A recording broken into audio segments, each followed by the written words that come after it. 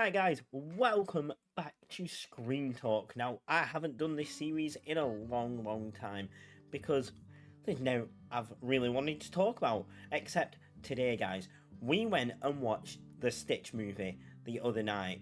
Literally last night. Don't know why I said the other night. Last night. And oh my god, it was amazing. Honestly, one of the best live action remakes Disney have done to date. I'm quite biased. I'm going to let you all know that I am biased because I love Stitch, and I like the direction that they've took this film in. You know, it's kind of not the same as a one-to-one remake. It's more kind of like Beauty and the Beast remake, where yes, they've kept some original parts and then they've added some new. And obviously, LILO and Stitch has many sequels. It has 3 sequels and a series and an anime, which we do not talk about. We do not talk about the anime. But yeah, I really enjoyed this film. Without spoiling anything right now, but we will get into that later. Stitch in the film, absolutely adorable. Chris Sanders, once again, absolutely nails the voice of Stitch. Puts more heart into it. It's a lot more family orientated, more about Ohana, more about the social services part of the thing that the original was, but kind of lent back on with the aliens and stuff. As you all know, Jumba and Pleakley are in the film, and they are in disguise as humans most of the time. I kind of like that idea, because yes, it's a cartoon. You kind of get away with that silly, you can't tell it's an alien, whatever, in a cartoon, because it's a cartoon, you can get away with it. In live action, you can't get away with that, really, can you? Let's face it. So the whole Jumba and Pleakley being in human disguises, I really liked. I mean, they had some really funny lines and everything like that, with the Grand Councilwoman included. And my favourite line was in this movie.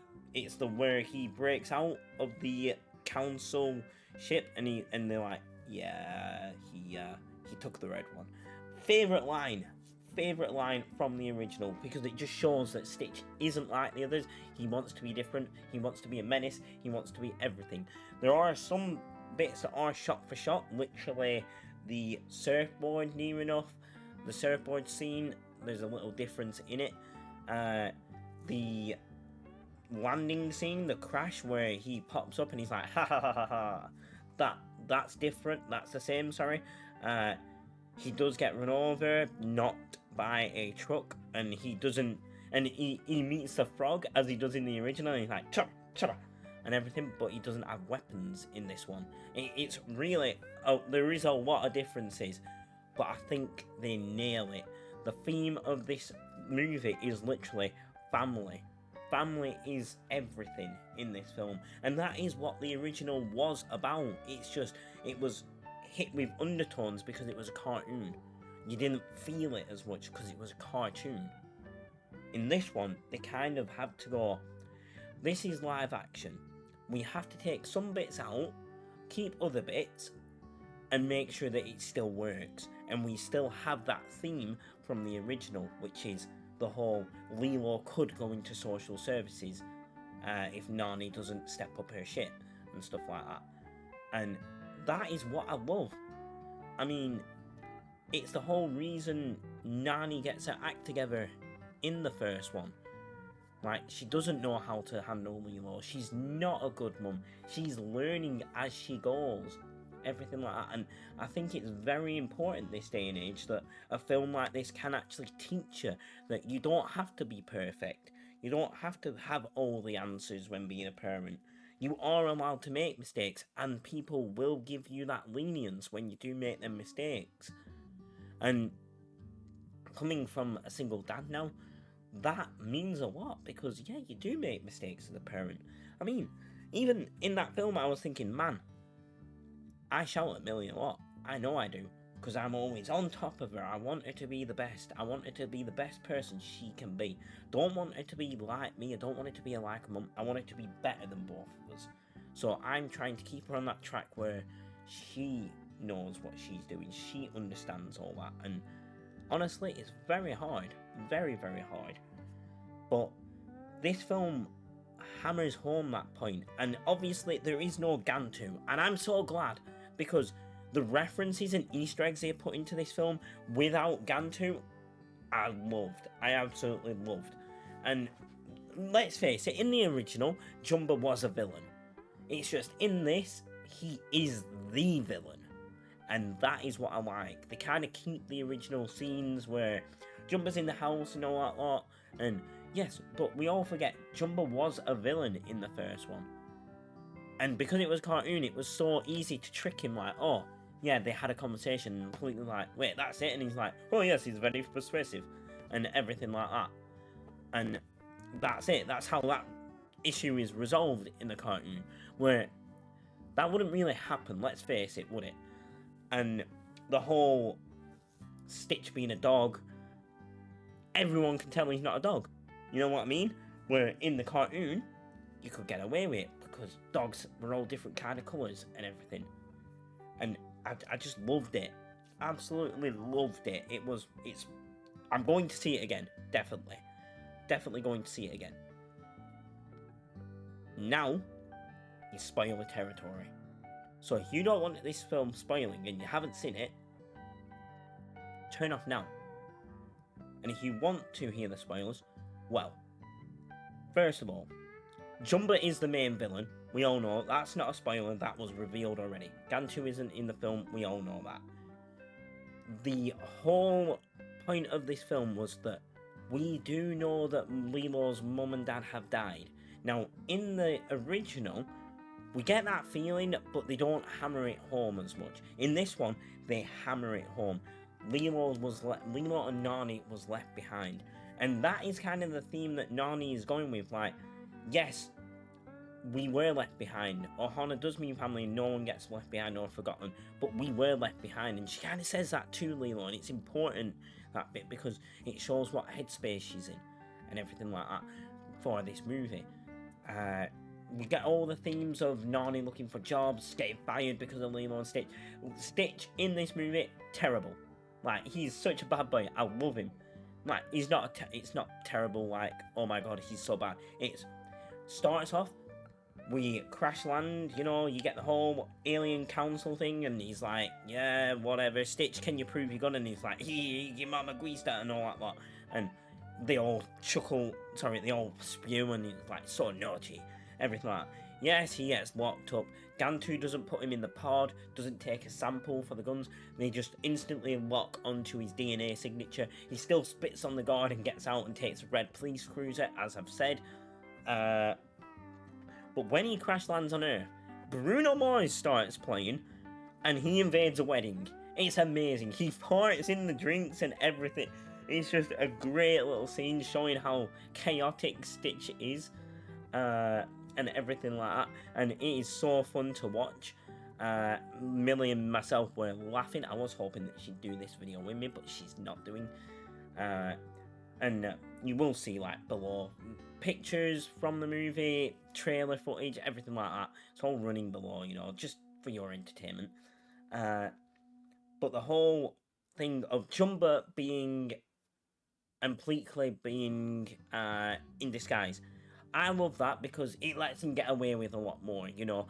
They can go in and they're walking weird, and they're like, yeah, we're from Earth. And someone's like, oh, what country are you from? He's like, Earth. I was born here on Earth. And they're like, this guy's weird, you know. But you can get away with that because they look human, you know. Everything like that. I thought the actors Zach Galifianakis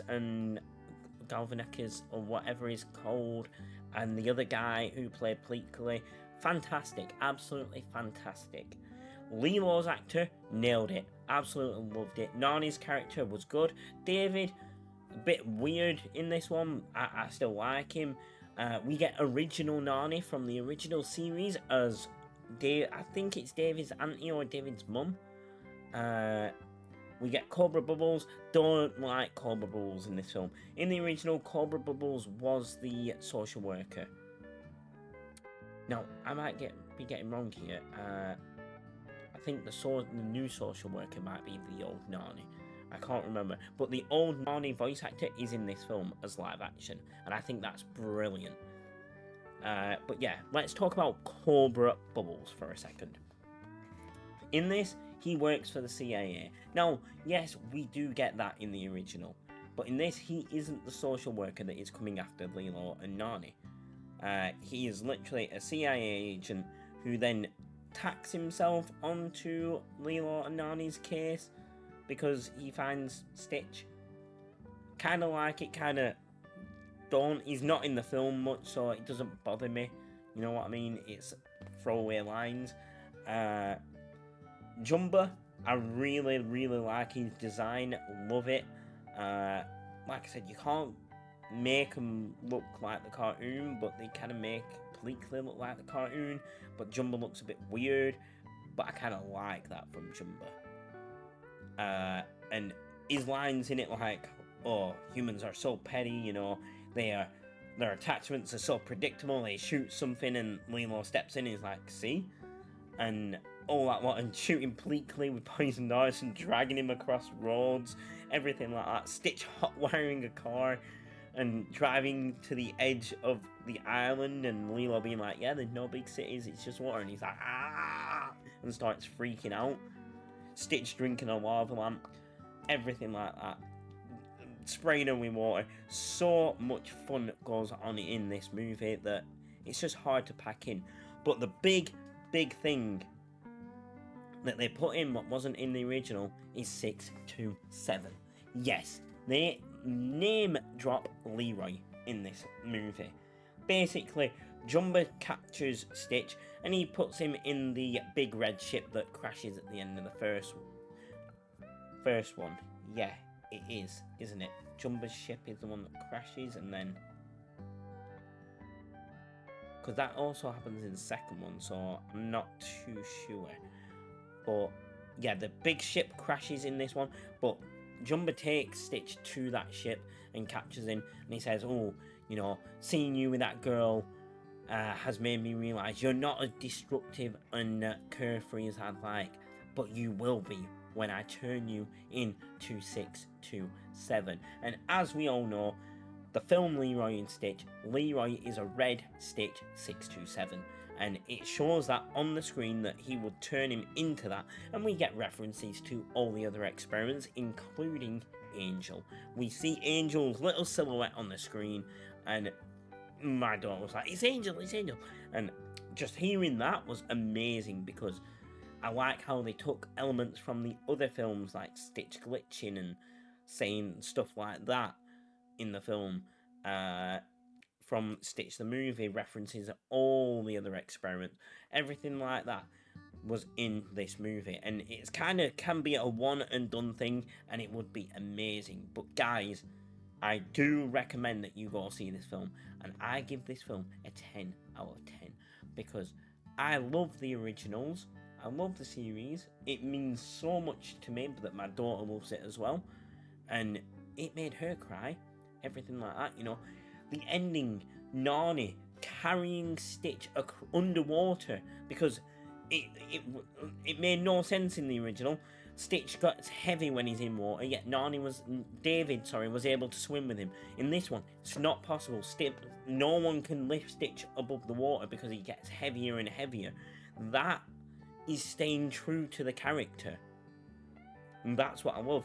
And we see Nani's background come into play of marine biology and running underwater with Stitch in her arms to the surface, and it's just so amazing. And them having to revive Stitch like in the second movie. Stitch does die in the second movie, but in this one he dies and they have to restart his heart, and it plays out in the we do not get Elvis Stitch until the very last minute.